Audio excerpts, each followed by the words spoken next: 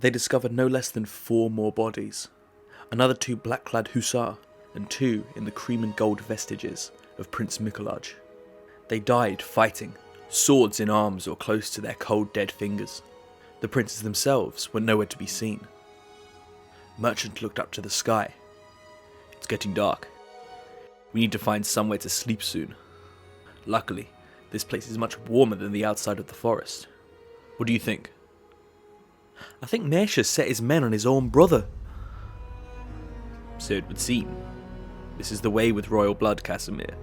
It's the same wherever you go, even in the east. Don't think about it too much. Casimir shook his head in disappointment. It's not right to kill your own brother. No wonder she left. A fratricide should not be king. Merchant peered at him with pointed eyes. Now, he whispered. Let's not veer into areas of speech some might misconstrue as treason.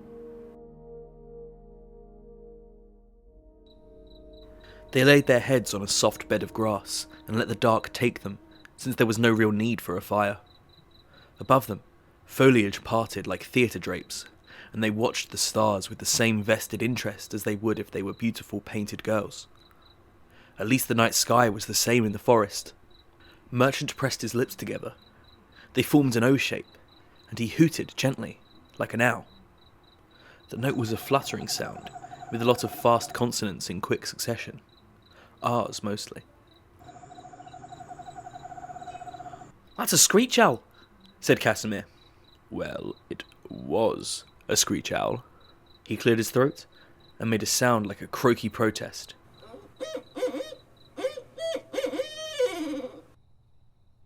Barred owl, shouted Casimir, whose sensitive ears were tense as taut elastic. Casimir's voice was like a cathedral bell in the quiet of the grove. Merchant waited for the ringing to stop.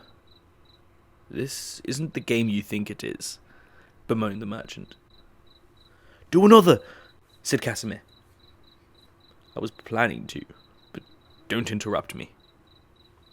Merchant laid his head back and thought, what would be a difficult one? He knew which sound would work. The Sarmatan wolf owl, which made a soft, distant sort of whine.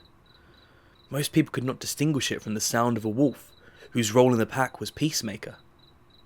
Hunters like to use wolf owls to confuse wolf packs, and create a general sense of ease for the predators when entering a place marked for ambushing. It was also identical to the Saracesian eagle owl. Easy, said Casimir. Sarmatan wolf owl. Wrong, declared Merchant triumphantly. It was the Saracesian eagle owl. Is it? Sounds like the wolf owl. Well, paused the merchant. It isn't. I would know. I've been. I suppose you're right then, responded Casimir, who then fell silent. Merchant smiled as the silence settled back in. He had a long, bad day, and now he could just meditate. But then he started feeling bad. Not only did he realise that he was in fact enjoying the game, but he'd somewhat cheated. Casimir? They're the same bird. The Saracesians just have a different name for it. Casimir pressed his hands together and began tapping his fingers. He produced the sound of light, droning wings. Then he chirped. Well, now you're just making things up. Casimir made a fire of dried deer droppings and wood without the bark. The smell produced by this particular sample was similar to that of cinnamon and nutmeg, and he was glad that the deer he had taken it from had enjoyed good food while it was still alive. They cooked some more sausages and ate. That marks 5 days since Prince Macius has not returned our way, said the merchant. 6 since Katarzyna had left. How will we find them? We have no dogs or trails. We should be able to find recent tracks from when Prince Johann came through. They're an old troop, and they were riding their horses hard. A horse can't maintain such a pace and not get tired. I don't like the idea of following Johann. I've heard some stories about him. Grim stories. As have I. Gossip, said Casimir. There's flies around shit, Casimir. If I treat those rumours as fact, then my mother is a whore, and you're possessed by the ghost of a dead Saracesian. The reason you keep leaving is because you're in search of your wife. What? Is that what they say about me? Casimir shrugged. They stayed close to the river, assuming the horses would need to drink. Sure enough, they began seeing traces. Dry hoofprints, burn marks where a fire may have been, a few bones that looked like they came from a pheasant. Some hours later, they found the remains of a hastily abandoned camp. They found bedrolls, a tent torn open from the inside, and a confusing array of boot prints. Sign of a struggle, observed Merchant. Casimir inspected a black pot, which was filled with a fungus-covered oil. It was turned over, and some of what was inside had spilled out onto the dirt. He picked the pot up, and jutting out of the side was the shaft of an arrow.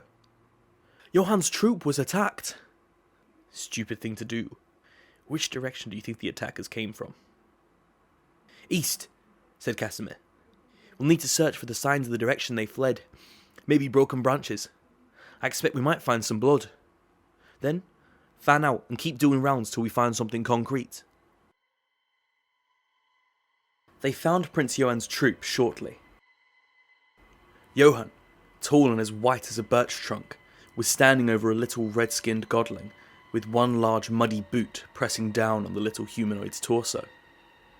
The spur was bathed in fresh blood, which was wet and rich as wine. 4 or so others, all strong as they were old, stood by, watching in silence. Johann had a voice, like a deep cave. I'm asking you a simple question. No doubt Turniphead has captured my granddaughter and forced her to be his wife. He's done it before. How do I find him? The godling, who was no larger than a child, whimpered. Without another word, Johann pressed his foot down. The following sound was comparable to snapping crackers. The godling screamed. Casimir was already slotting a stone into the thong of his sling. Wait, implored Merchant. But Casimir could not be stopped when he did not want to. He began twirling the leather sling. My lord! What is it, Camille? Puncturing his lungs with his own ribs would make confessing rather difficult. The old knight who was speaking must have dyed his hair, because he sported a proud, sleek ponytail the colour of fresh wheat. The mixture of iconic white with robust, wheaty blonde made for a distinguishing appearance. This one seemed important. He stepped towards Johann, saying that it might be prudent to rip off his fingernails instead. After checking he can still speak, of course. Johann turned to listen. He was expecting to have a pleasant, rational conversation with his old friend. Instead, he watched as a stone flew into view and crushed old Camille's head. He tasted the blood before he could really process it, feeling the spray on his lips. All Johann could think, while the smooth stone devastated the left side of Camille's face, while it split open his skull like the dusty shell of a boiled egg and splattered his brains out like uncooked yolk, was that Camille had survived no less than 32 battles over the last 100 years. The second thing that came to mind was that the rock was likely meant for him, considering that Camille had simply walked into his line of fire to talk. The sound of a pumpkin rupturing was quite unforgettable. Johann, in a fit of anger and sorrow, raised his ironclad foot, an intention to bring all his weight down on the godling's head. A voice spoke out from behind the trees, from within the umbra of the grove. I will have taken 2 of you for that one soul. The rage, which was hot and liquid in nature, surged a little slower. Johann was trying to understand. That sounded like a man's voice, not the otherworldly tones of godlings and fairies. No less than that, it was the accent of a Sarmatan. It only seemed logical then that he responded with the most pressing question that came to mind. Are you a Sarmatan? I am, said the voice. The other 3 of his men, Kichiko, Artem, and Valuev, drew their weapons. They crowded around him, as loyal soldiers should. And yet, you've launched an attack on me, he roared. Me, Prince Johann. You dare!